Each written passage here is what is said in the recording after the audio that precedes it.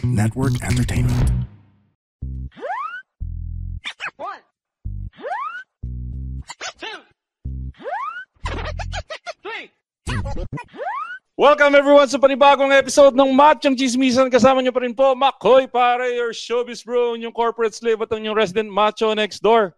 At kasama pa rin natin, pinakamabangis, pinakamalakas, si Tito P. Tito P or Teke Tito. At kami po, ang inyong Machong Chismisan. Kami po ang inyong longest running comedy podcast sa buong Pilipinas. At kami po ang inyong twice a week source of happiness dito sa podcasting world. Tupi, alam mo kung ba't ganito yung pananalita ko ngayon? Oo nga, medyo masaya ka ngayon eh. Ramdam na ramdam yung saya ko. Oo. Pare, Pinoy pride. Uy, Philippines! Pinoy pride, pare. Pre, yung pinakabagong, masasabi na bang crush ng bayan to? Oo, pre. Madami ng alam mo yung nung nagsimula siyang manalo at makakuha ng media mileage, parang na-realize yung mga tao, uy, chicks to. Pero kung titingnan mo talaga, GND yung itsura niya no? Ano siya, chinita. Matangkad. Morena. Siya yung... Matangkad ba? 5'9". Matangkad. Kasi pag tinitingnan mo siguro kasi malalaki yung kalaban niya. Oo, 6-footer yung kalaban niya. Mukha siyang maliit eh. So 5'9 pala si ate girl. Pero masaya ako sa kanya kasi bilang moreno magsasaka, parang siya yung nagpapauso ng moreno eh.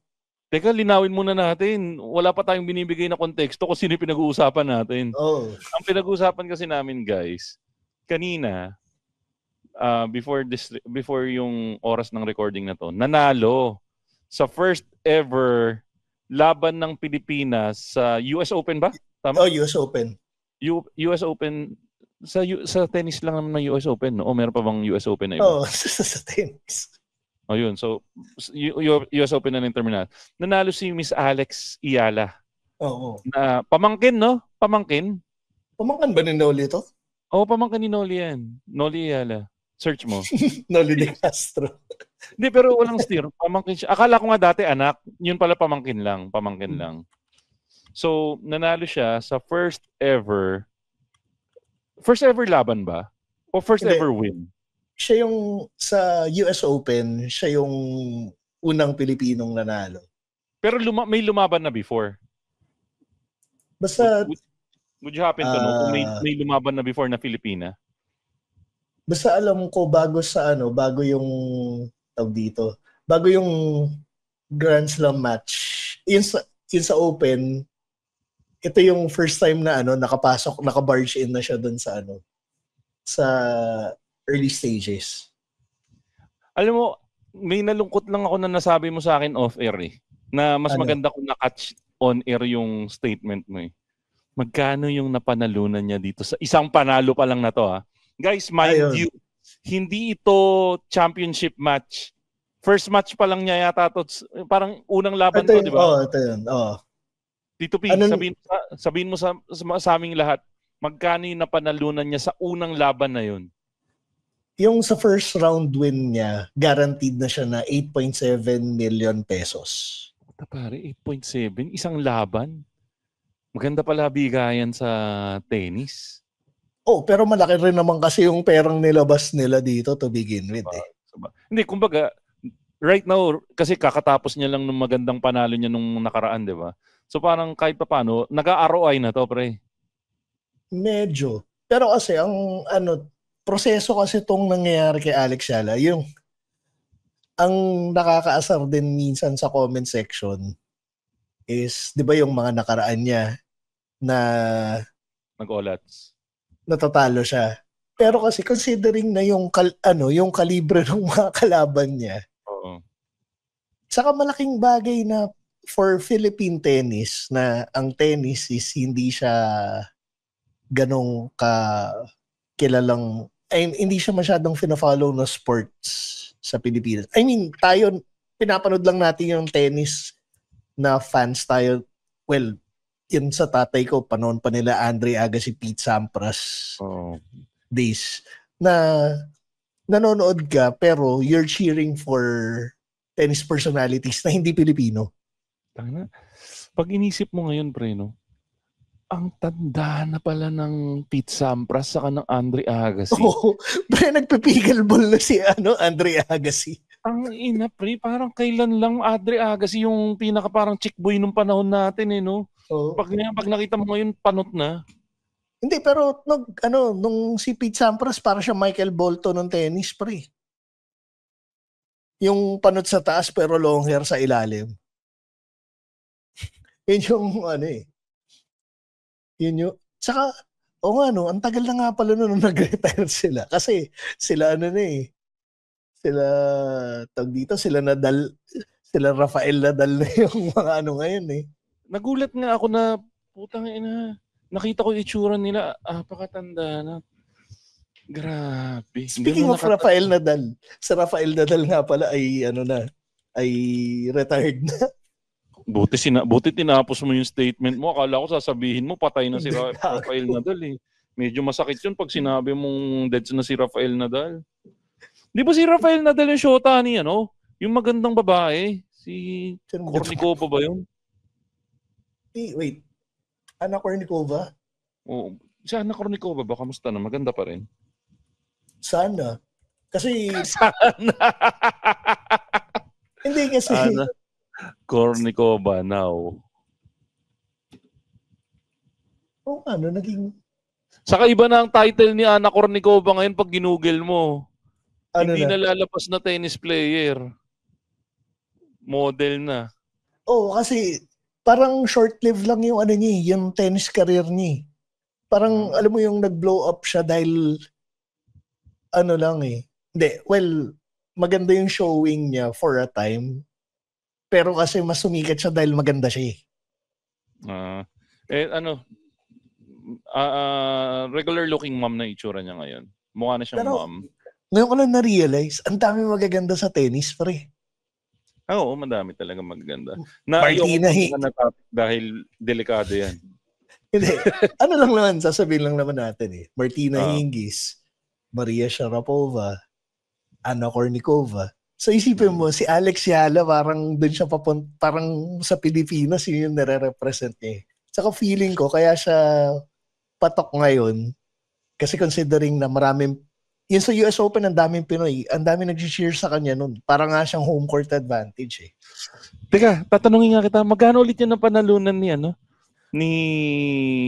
Alex Yala? 8.7, $154,000. So kaya pala napamura siya. Kaya pala nabanggit niya yung viral na clip niya ngayon. Nakita mo na ba yung viral clip niya ngayon? Hindi, yun? Naghahabol kasi siya nun. Ang nagpaganda dun sa panalo niya kanina is 3 sets. 3-set match siya. Tapos, so first set, nanalo siya. Second set, tambak siya. Third set, nag-start ng 5-1.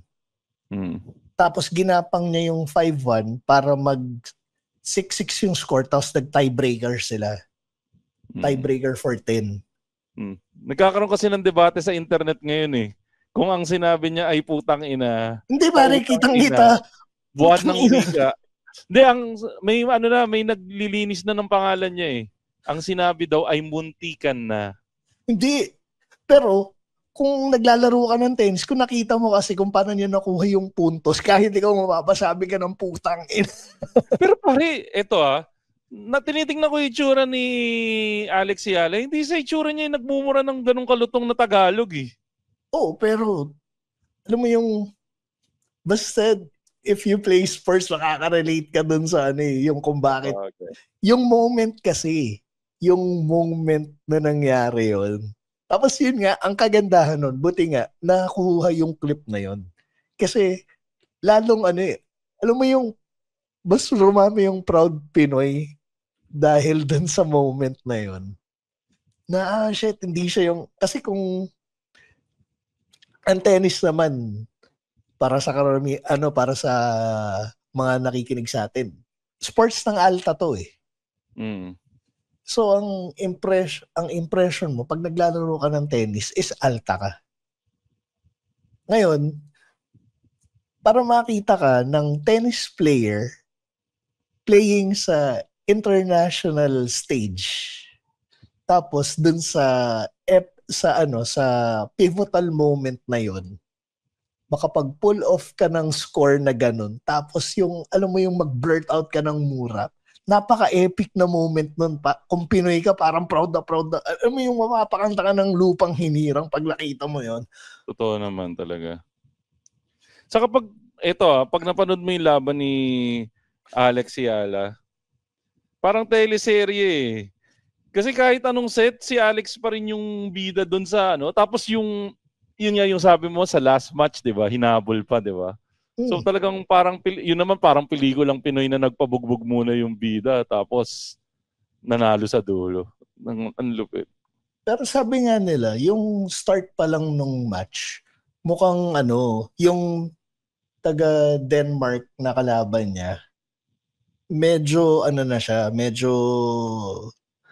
pissed off na siya sa crowd kasi nag-cheer sila para kay Alex. Yun yung sinasabi ng mga commentaries. Tapos yun nga, parang naging darling ng crowd nga si Alex, considering na merong nagko-compete dito na galing sa bansang hindi naman kilala for tennis. Pero ano ba sa tingin mo? Ito bang panalo ni Alex Yala? Patunay ba na kailangan... Ito ang daming beses na kasi tinanong to eh. Pero every time na lang na merong Filipino na nag-e-excel sa ibang sports, parang yan yung nagiging trigger na, oy mga Pilipino, tanginan nyo, kalimutan nyo na yung basketball dahil di naman tayo mag-e-excel talaga sa basketball. Isa na naman ba tong sign na kailangan na nating maglipat ng sports na pinagkakaguluhan? Kalimutan na natin yung basketball. Kasi ang huling Alex Yala is si Carlos Yulo. Oh, Carlos Yulo. Nagsasabi na, oy, tanginan nyo, kalimutan nyo na basketball. Perfect example si Alex Yulo. Maliit, na maliksi, na nagsasabi na ang build nyo is para dito sa gymnast. Mag-gymnast na lang kayo. Puntahan natin yung isa pa. Bago si Carlos Yulo, si Heidelin na... anong bumanan niya? Heidelin Diaz. Heidelin Diaz. Na sakto rin yung build natin na na lang kayo guys. Mag-weightlifting na lang kayo. Kasi maliit, hindi naman kailangan ng height. Yung sa akin kasi, hindi yung sa i-abandon natin yung natin sa basketball. Feeling ko na parang nagiging collateral damage yung basketball. Kasi yung basketball kasi yung sikat na sport sa Pilipinas, 'di ba? Ang sa akin lang, parang nagigets ko na may iba pang sport na dapat nagfo-focus tayo. Pero it's not about abandoning basketball. It is about looking at other sports na pwedeng mag-excel yung mga Pilipino. Kasi boxing, parang yung boxing nagiging matunog lang pag nakakapasok tayo sa international stage. Pero dapat mo i-consider na marami magagaling na boksingero dito sa Pilipinas. Kasi parang pre-Manny Pacquiao, marami nang nanguna sa kanya na na nagpakilala sa mga Pilipino, Flash Elorde. Sila Espinosa. So yung sa akin lang, hindi sa hyper-focus tayo sa basketball. Try rin nating i-consider yung ibang sports. Kumbaga andyan pa rin, nag-e-effort ka pa rin sa basketball. Gawin mong main course yung basketball pero try mong tumikim-tikim pa rin na ibang sport. Hindi sa main course Kumbaga, kung ano yung passion na pinapakita natin sa basketball, ganun din pakita natin sa ibang sports. Yung volleyball natin, umaangat na rin tayo. Sabihin na natin, medyo hilaw pa yung program natin, pero kung tutusin, para umangat yung mga program natin, kailangan natin talagang pondohan din kasi. Pero ito, speaking of pondo. Sa suportahan. Speaking of pondo, tingin ko, isa sa main reason kaya ang focus ng Pinoy pa rin is nasa basketball. Basketball kasi pre yan ang isa sa pinakamurang sport para sa Pilipino. Imaginein mo, kung ikaw typical Pinoy ka, sabihin ko sa'yo na mag-tennis ka, putay na magkano, unang-una magkano raketa ng tennis. Number 2, saan ka lang ba pwede mag-tennis? Hindi mo pwede mag-tennis sa kalye. Sa liit ng kalye ng Pinas, dito sa Pinas, yun nga, yung basketball, na ilulusot natin kahit sa kanto halos may basketball eh. Pero, number 3, solid, tuloy ko na. Number 3, kung halimbawa nga na maglalaro kang basketball, kagamit ka ng basketball court, 20 tao kagad, 10 tao kagad yung pwede maglaro. I-compare mo kung maglalaro kang tennis na maximum na 4 na tao lang yung pwede maglaro kung magdo-doubles. Di ba? Yun yung isa sa rason kaya siguro ang Pilipino baliw na baliw pa rin sa pagbabasketball eh. To be fair, naalala ko na Saudi kami. Alam mo yung yamat na yamat kami pag may nagte-tennis kasi kailangan namin antay matapos yung 4 na tao na yun para makalaro kami 10. Ilan kayo nag-iintay? Mahigit 20, ay minsan 20 kasi may pang-sub-sub pa yun, di ba? Hindi, pero yung sa sinasabi mo na yan, yung paddleball na uuso na. Ay, pickleball pala. Pickleball. Nauso na nga yung pickleball. Which, babalik tayo dun sa punto ng gastos. Para maglaro ka ng pickleball, kailangan mo umupa ng court. Kailangan mo umupa kailangan bumili ng paddles. Di ba? Ang dami nang naglalaro, pre. Sa mall. Yun nga, sa mall. Kailangan, hindi yan yung tipong katulad ng basketball na kung ako gusto ko mag-basketball, maglalagay lang ako ng basketball ring sa sala ko. Maglalagay akong basketball ring sa kusina o magsabit ka sa pinto o maglagay ka ng bilog.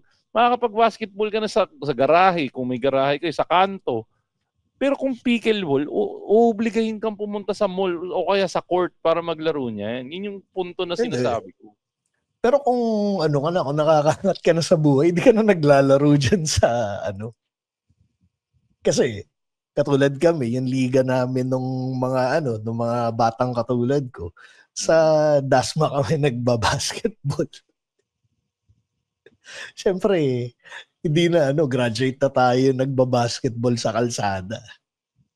Pero, yun nga, ang sa akin is, ang di ko kasi magets is bakit lalabas yung hate sa basketball kung kailangan pwede mo namang i-appreciate yung maraming sports.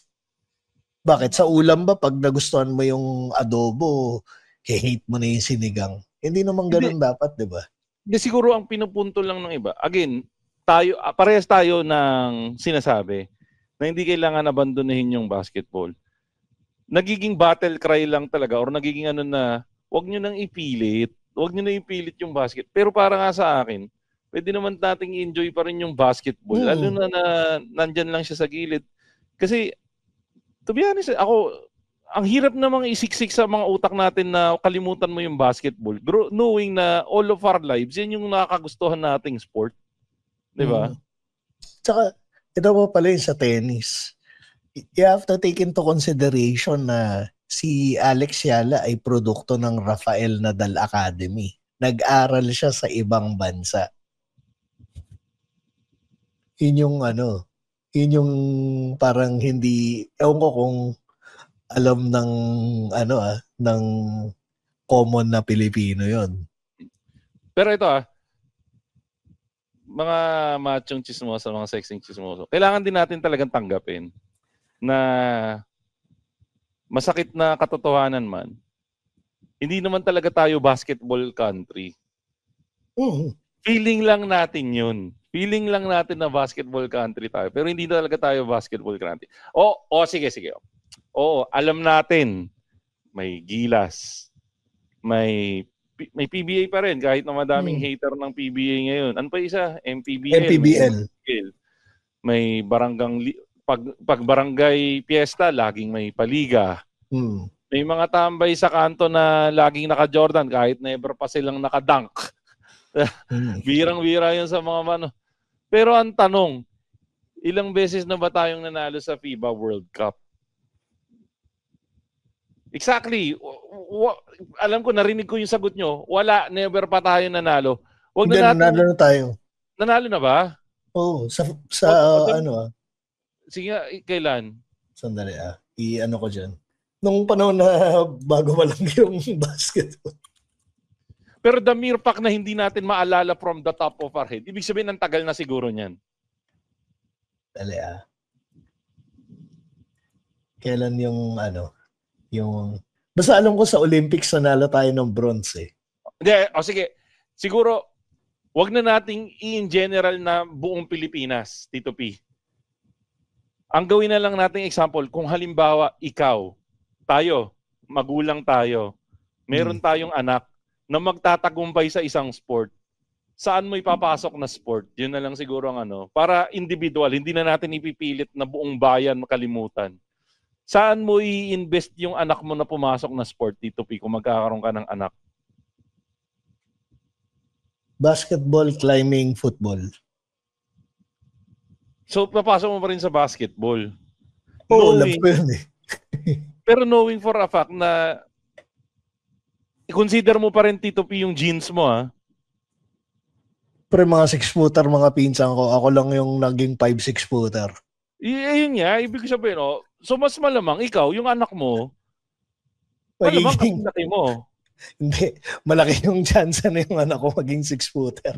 Sige, pagbabasketball yun. Pero pag matangad yung anak ko, tangin na sigurado, pagbabasketball ko. Hindi mo isusugal na parang si Alex Ayala. Kasi ikaw nagsabi sa akin, ano height ni Alex Ayala? 5'9". 5'9 pala si Alex Ayala. Malaki yun para sa babaeng Pilipina, no? Oo. Kasi ako parang leaning ako na investan na. Kasi si Carlos Yulo, parang ang dami niyang downtime eh. Hindi siya kasing bugbog ng isang basketball player. Mas hawak niya yung oras niya ngayon. Hindi. Ang nagpaganda sa sitwasyon ni Carlos Yulo is dahil niche yung sport niya at nanalo siya ng gold sa Olympics at siya yung unang gold medalist. Siya yung unang gymnastics gold medalist natin dahil si Heidelin Diaz yung first gold medalist natin sa Olympics ever, di ba? So yung lahat ng attention napupunta ngayon sa kanya kaya marami nag-offer sa kanya ng pera, di ba? At saka ng perks after niyang manalo ng gold medal. Sa yung babala, ang nagpaganda dun sa sitwasyon ni Carlos Yulo is marami siyang napanalo ng gold medal nung sa Olympics. Pero ito kung gamitin natin si Carlos Yulo example, apakagandang apakagandang feel-good story. Imaginein mo, araw ng Olympics. Tapos lahat tayo nagsusupport ng country. Naka-red, blue, yellow, yung mga Philippine color suit natin. Biglang maririnig mo sa TV, and now, representing the Philippines in archery. Archery kunwari random sport in archery. Tito P's son. Ano ipapangalan mo sa anak mo kung sali? Tito P's son. Ano ipapangalan mo kunwari? Di ba natin alam pero... Kimpi na lang para Kimpi De Leon. Ang mga tao sasabihin, putang na sino si Kimpi De Leon? Di ba? Oh. Pero naging Olympic qualifier siya, hindi siya sikat. Tapos yun ang sasabihin na tao, sino yung putang inang Kimpi De Leon na yan? Pero nire-represent niya yung country. End of the day, nanalo gold medal winner. Parang nangyari kay Carlos Yulo. Walang may alam ng pangalan ng Carlos Yulo before. Automatic yun ang pinaka-perfect teleserye ng totoong buhay. Yun nga, nakatulong nga kasi na alam mo yung hindi ka kilala, wala kang ka-pressure. Ang pressure mo sa sarili mo. Ngayon, mas may pressure na si Carlos Yulo dahil kilala na siya sa susunod na Olympics Pero considering na yung bago siya mag-compete dun sa medyo kilala na siya dahil dun sa performance niya sa mga gymnastics meet before Olympics. Ang keyword doon, Tito P, sa sinabi mo, medyo. Kaya, yun parang, kung ako yung normal na tao na wala akong paki sa sport at napagtripan ko lang manood ng Olympic that day, imposibleng kilala ko si Carlos Yulo. Exactly. At doon ko siya makikilala, nanalo siya, bigla akong papayakin ni Carlos Yulo. Hindi dahil ako yung nanay niya na hindi ko binigyan ng parte siya. Pero pinaiyak niya ako sa experience na puta, sarap na maging Philippines. Sisigaw ako, Philippines, Pilipino, nanalo. Yun ang ano. Hey there! Alex Calleja here. Bakit ako nandito? Kasi gusto kong ipaalam sa'yo na may podcast din ako. It's called Punchline with Alex Calleja. I talk about everything. Serious, happy, sad, pero sa dulo, may punchline or may comedy. Again, it's Punchline with Alex Calleja. Available on Spotify o kung saan ka man kumukuha o naikinig ng podcast. Namumukhaan kita, nilista ko pangalan mo, kaya see you there. Pero eto para sa akin. Panahon na magpalit ng sport na susuportahan. Okay, suportahan mo pa rin yung basketball. Hindi naman sa binabash natin ng totally yung basketball, ha? Again, ikaw lang. Ako kasi, hindi naman sa totally binabash ko yung basketball. Kasi ako basketball fan ako, to be honest. Sabi ko nga, naglalaro ulit ako ng basketball nung itong rakaan. Love natin yan. Pero bukod sa love natin sa sport, alam mo kung ano pa isang love ko, Tito P? Ano? Love kong manalo. Sawang-sawa na ako sa emotional... Ano yung ginatawag lagi sa victory na nakukuha natin sa Gilas? Emotional lessons. Hindi emotional victory yun eh. Yung parang pampalubag-loob na victory, may tawag dun eh. Hindi emotional nagigets ko yan eh. Yung moral siya eh. Parang moral victory na... Yan, sawang-sawa na ako sa moral victory na parang di man tayo nanalo sa laro eh. Panalo pa rin tayo sa puso ng masang Pilipino. Putang nakalokohan yun, nakakasawa na, diba Tito P? Wait, eto lang ang gusto ko pre, yung tunay na global recognition. Yung tipong,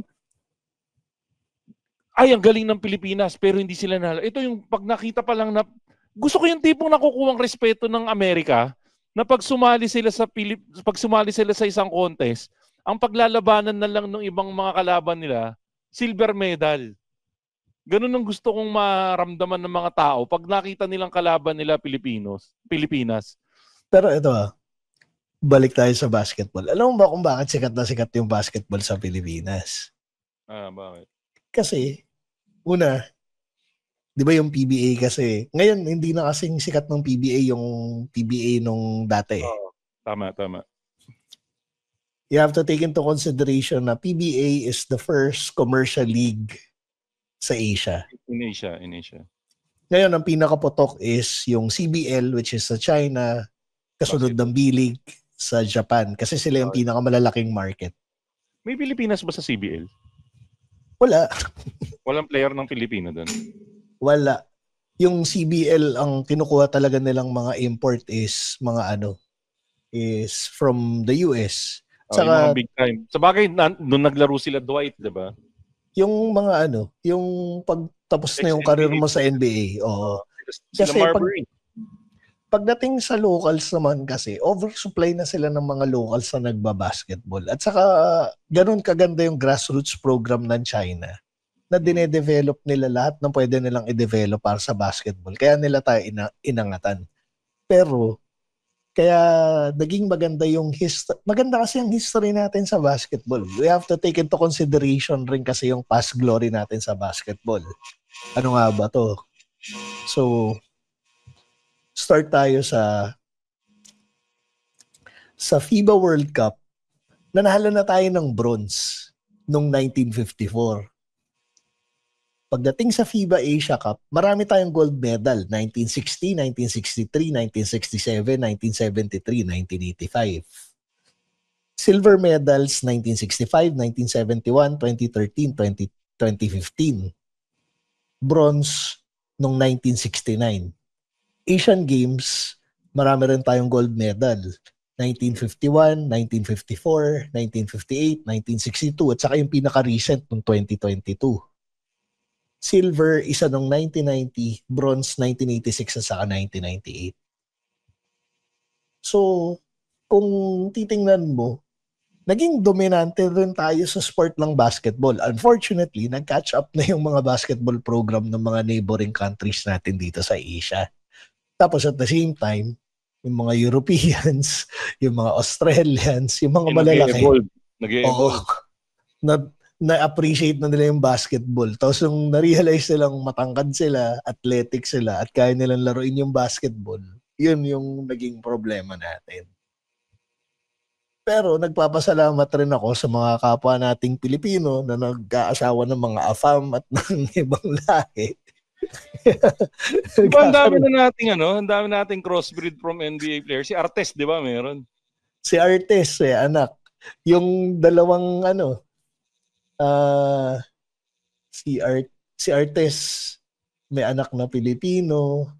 Sino nga tong si Ron Harper may dalawang Phil-Am na anak. Ako tingin ko somewhere dito may baby Kobe dito somewhere Feeling hindi hindi. Pero sana. Di ba? Malay mo may isang black mamba dito, brown mamba, di ba? Si Bobby Parks, Ray Parks. Di ba? Yung mga import natin. Di ba? Malulupit. Dapat kasama sa import program na magpupunla sila ng ng isang kasama sa sa Gilas program natin. Apakagago. Dapat si Tony Harris nagkaroon ng ng anak kay Ilona Jean. Ako gusto kong tangina Ilona Jean ang luma, tangina Tito P. Natigilan ako bigla sa tangina Ilona Jean, tagal kong di napakinggan yung pangalan na yun. Di ba yung shota niya for the longest time? Saka si Tony Harris yung nakapuntos ng 105 sa isang game. Ako, ang opinion ko, baka dapat ilagay na natin sa prime time yung mga sport na hindi pang Instagram dunk highlight, kundi pang Olympic gold. Tingin mo may susuporta? Kung halimbawa, yun nga. Kasi dati, dumating naman sa punto na tatandaan mo yung kasikatan ni Efren Reyes. Oo. Na nagkaroon ng sandamakmak na billiard show sa palabas na sa TV. Kasikatan ni Manny Pacquiao. Nagkaroon ng sandamakmak na boxing programs sa TV. Bukod dun sa, yung palabas paglinggo dati na pinapanood ng mga tatay natin? Blow by Blow. Yan, Blow by Blow, di ba? Ang daming palabas na tungkol sa boxing dati nung kasikatan ni Pacquiao. Hindi, kasi Blow by Blow, pero doon sumikat niya si Pacquiao. Doon nagsimula si Pacquiao. Si Bobby Pacquiao sumikat sa Blow Blow.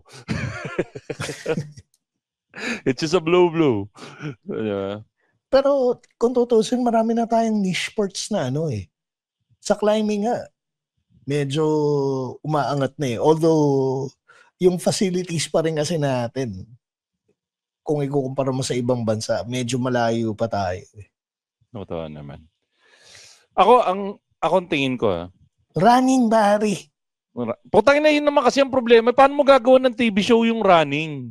Hindi, pero buti nga, nauso na ngayon yung mga running sa yung mga run club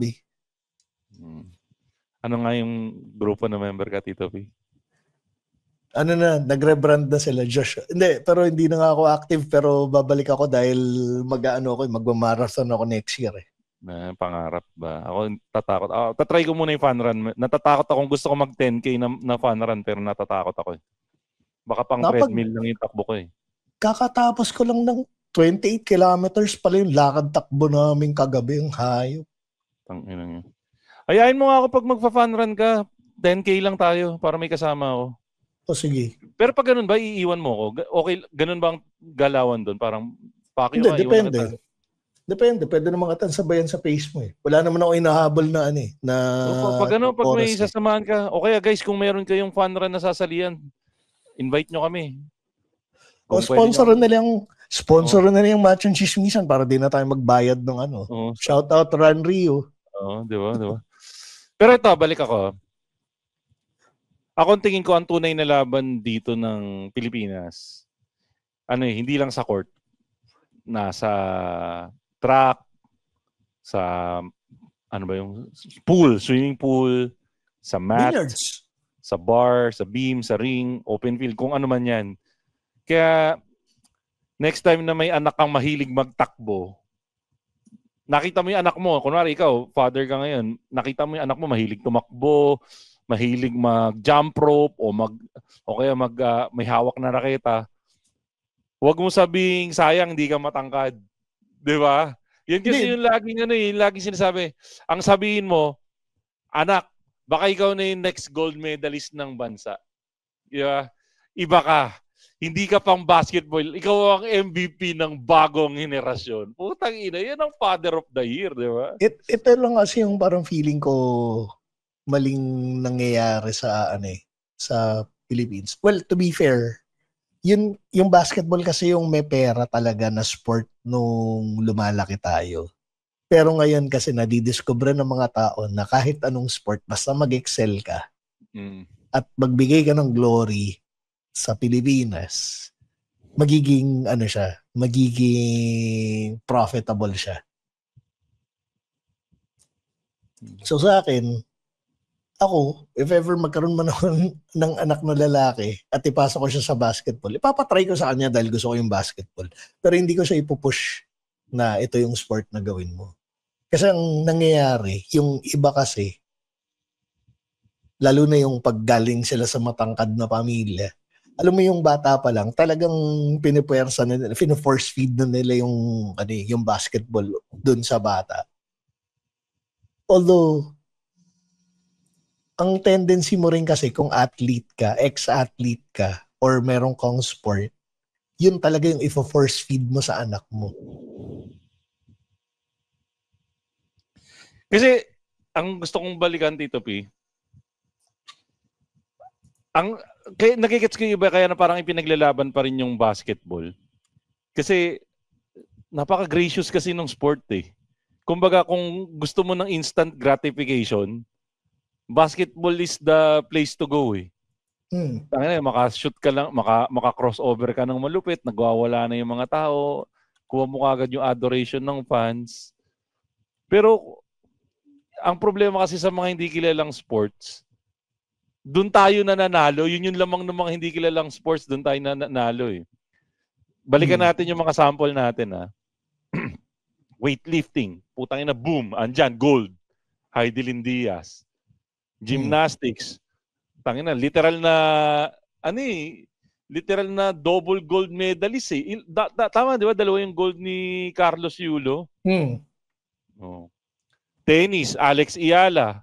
Tangina, parang may cheat code si ate girl pag naglalaro eh. Akala mo yung parang yung luma, yung may Game Genie ba yun yung dati? Parang may Hindi, pero alam mo kung ano yung napansin ko kay Alex? Siya ang maganda sa kanya is charismatic siya. Well, tama. Maganda yung datingan ni ate girl eh. Pag pinanood mo siya, napaka-endearing niya na kahit hindi mo siya kilala, kahit hindi ka nga Pilipino eh. Parang mapugustuhan mo siya. Para siya yung perfect example ng girl next door, pre, GND. Tsaka meron siyang main character main character aura. Para siyang character sa TV show. Parang siya yung bidang babae na kailangan mong mahalin. Na parang basta yung itsura niya yung parang hindi yung ganda na na pagnanasaan mo. Yung ganda niya yung parang lovable na character. Nakikita mo yung sinasabi ko, Tito P? Oo. Eye candy siya, pero yung parang wholesome na eye candy yung dating. Yun, exactly. Wholesome eye candy. Yun, yung maganda. Pero ito pala, yung sa atin kasi, ang nasa natin, ang nasa mainstream media natin is yung basketball. Tapos, kung nagkaroon na ng national attention, saka palang magbo-boom yun. Pero, ang problema, sikat yung tennis, pero hindi pa rin siya parang nag-i-inspire ng mga bata para mag-tennis. Na-inspire lang niya yung mga pamilyang alta na kung pag-try ko nga ng tennis tong anak ko, pero hindi pa rin siya yung hindi pa rin siya yung kahit yung nasa middle class na parang Try mo kayo mag-tennis. Imagine mo to, Tito P. Nasa Olympics. And now Philippines entry for fencing. Tapos lalabas si Kuyang Boy Taga-Ampang, nakabarong, may espadang gawa sa kawayan. Tapos kalaban niya galing France. Pero puta na, tinalo niya yung taga-France. Oh. Kasi galing pala laking Quiapo, sanay makipagsaksakan, puta, tinuruan lang mag-fencing. Hindi ba yung magandang story na magandang mabuo? Pero, alam mo bang feeling ko malaki yung chance nating manalo sa mga running sport kung maghahatap tayo ng mga probinsyano na nakatira sa mga matataas ng lugar. Ay, oo, kasi matataas yung yung elevation, yung anong tawag doon? Oh. May term doon eh. Malalakas yung nila malalakas yung resistensya nila. Alam mo yung merong nag-viral na nagpustahan 40,000 ata yung lasing tambay saka at saka runner. Nanalo yung tambay. As in foot race to Yung runner as in kompletong gear tapos yung kalaban niyang tambay na tsinelas, sando shorts lang. Yun yung pero maraming Ay, nako. Na-stress lang ako na parang hanggang ngayon, parang ang hirap lang kasi nabitawan lang. Siguro ganun, nahirapan ako kasi mahal ko rin yung basketball talaga. Na parang kailan kaya natin maabot yung pangarap nating maabot sa basketball? Ito pala, feeling ko kasi hindi pa ganun ka-mature yung mga Pilipino para sa iba't ibang klaseng sport. Nabalitaan mo ba yung triathlete na nanalo sa juniors? Hindi ko nabalitaan. Tandaan ko lang yung pangalan. Pero kasi, ang kwento doon, si Ellis. Kira Ellis. Okay. Nanalo siya sa juniors, sa juniors ng triathlon to eh. Recently nanalo siya. Nag-viral yung picture niya kasi meron siyang picture na, syempre alam mo naman yung suit ng pang triathlon, di ba? Pero yung suit niya kasi yung bathing suit type. Tapos, yung sa part ng crotch area niya, medyo... yung bakat, yung basa. Yung basa. Hindi siya actually basa. Kasi yung... So, nag-post ako ng story sa IG ko na nag-explain yung isang triathlete coach na merong padding na nakalagay dun sa crotch area. Kasi pag nagbabike ka, kailangan mo ng... Kasi ikaw, pag nagbabike ka... Oo. Kahit sa atin, kahit sa mga lalaki, bari. Scrambled eggs yun. Pag So, nakakalungkot lang na kasi naka-follow ako doon kay Kira Ellis bilang triathlete. Again, I follow athletes. Siyempre, nagpa-follow ako ng chicks nung early stages kasi nung match and chismisan. Hindi ko naman expect na maging active ako sa sports eh. So, para i-explain ko lang. So, yun nga, parang nakakalungkot na nakita ko yung post na nanalo siya dun sa junior sa triathlon. Ang nakakalungkot, yung comment section, ang daming nagko-comment about dun sa issue, yung bakit ganun. Sinisexualize siya. Yun. Na, come to think of it, alam ko minor de edad pa to. Na parang, medyo nakakalungkot na bakit ganun yung comment niyo dun sa bata instead na maging proud kayo na merong considering na half siya pero she identifies as a Filipino and represent niya yung Pilipinas. Kung makita mo yung suot niya na na bathing suit, andun yung bandera ng Pilipinas. Pero ang nakakuha ng attention yung crotch area niya, which is ako nalulungkot ako and at the same time nalulungkot ako para dun sa mga nag-comment kasi out of ignorance yung comment nila na yun. Para saan ba yung root cause nun eh? Pero ang root cause nun para sa akin is yun nga, yung ignorance nga. Pero balik na lang tayo sa pinakapunto natin. At least yun nga, may ibang mga sports talaga na pag-excellan natin. Tingin mo, Tito P, talaga bang babay basketball or pwede namang nandyan lang siya? Wag lang natin masyadong career. Mag-open up lang tayo sa idea na may ibang sports pa talaga tayong magiging masaya tayo. Tanggalin natin exclusivity. Sabi ko nga maganda na meron tayong variety. Hindi naman kasi magandang i-uplift mo yung ibang sports at the expense of one sport, of other sports eh. Supportahan natin yung basketball kasi nandun na yan existing na yan eh. Pero kung ano man yung level ng support ang binibigay natin sa basketball, yun na yung level ng support na ibigay natin sa ibang sports natin. Diyan na natin tapusin yan, mga kaibigan. At para po sa ating paboritong segment sa Balat ng Lupa, ang pinapalo ba na Tito P? I-check po natin kung pinapalo ni Tito P si Alexandra Ayala with 532k followers. At mga kaibigan, ito nga po, pinapalo po ni Tito P si Alex Ayala, mga kaibigan. At syempre, punta na rin tayo sa pinakabagong segment natin, ang damay na to. Ang iba pang nagpapalo kay Alex Ayala ay si Ali Sanggalang ng Linya Linya. Shoutout kay Ali Sanggalang ng Linya Linya Podcast. Kay si Tristan Ting ng Tatay Hood Podcast, pinapalo din po, mga kaibigan. At wala na akong maibang madamay. Okay na po yun, mga kaibigan. At nga pala, shoutout nga pala, hindi pa yata natin na-announce. Kung napapakinggan nyo to, magpadala lang kayo para sa pinakabagong segment ng Machong Chismisan. Tito P, ano nga tawag sa pinakabagong segment ng Machong Chismisan? ABAG? ABAG, mga kaibigan. Ako ba ang gago? So mag-send lang kayo ng mga story nyo kung tingin nyo gusto nyo malaman kung kayo ba yung gago dun sa storya na yon. Huhusgahan namin kayo.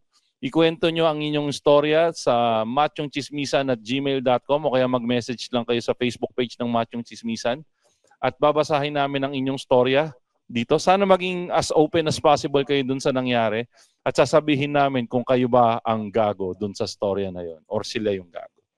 Yan po, mga kaibigan, ng ating latest episode ng Machong Chismisan. Teka, nakalimutan ko palang batiin yung mga kaibigan nating podcast habang kinukuha yung listahan. Tito P, may babatiin ka ba or may ipopromote ka ba?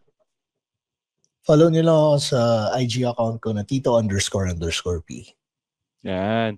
At ano naman, follow natin yung mga kaibigan nating iba pang podcast. Nandyan yung Backtrip Podcast, Tigas Tito Podcast, Pinoy Mimeology Podcast, 25% ni Jasper Reyes, 3040 Podcast, MJ's Bubble Podcast, Fanboy Chronicles Podcast, Galingan Mo Naman Podcast, Tatay Hood Podcast, Kislot Chronicles Podcast, Pandango sa Lightbulb Podcast, Konichi Mates Podcast ni Masahiro Nyoka. At syempre yung mga kaibigan nating Patreons na sumusuporta sa show na to.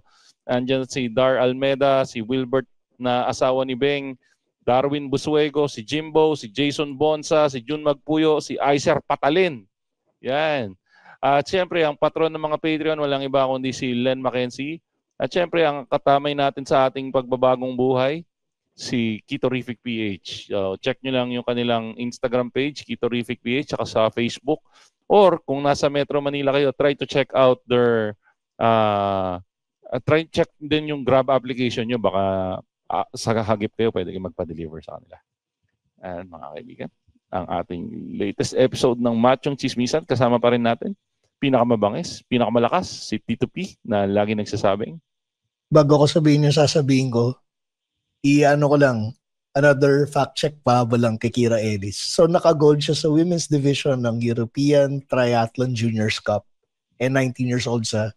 So utang na loob yung inappropriate comments, bata pa to. For the love of God, kahit hindi na siya minor de edad, parang please, have some decency. Hindi, para sa akin may kagaguhan din yung nag-post eh. Hindi man lang, parang alam mong sana in-edit out na lang yung part na yun eh. Hindi siya yung nag-post sa IG account. Never mind. Anyways, Tito P na lagi nagsasabing, honesty is the best.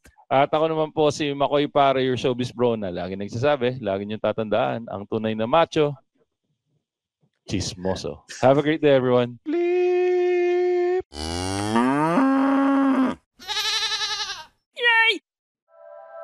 The opinions of podcast creators, hosts, and guests are not necessarily reflective of the official stance of the Pod Network Entertainment, its hosts, or other network programs. The content created by the people behind the podcast is personal and not meant to harm any religion, ethnicity, group, organization, company, or individual.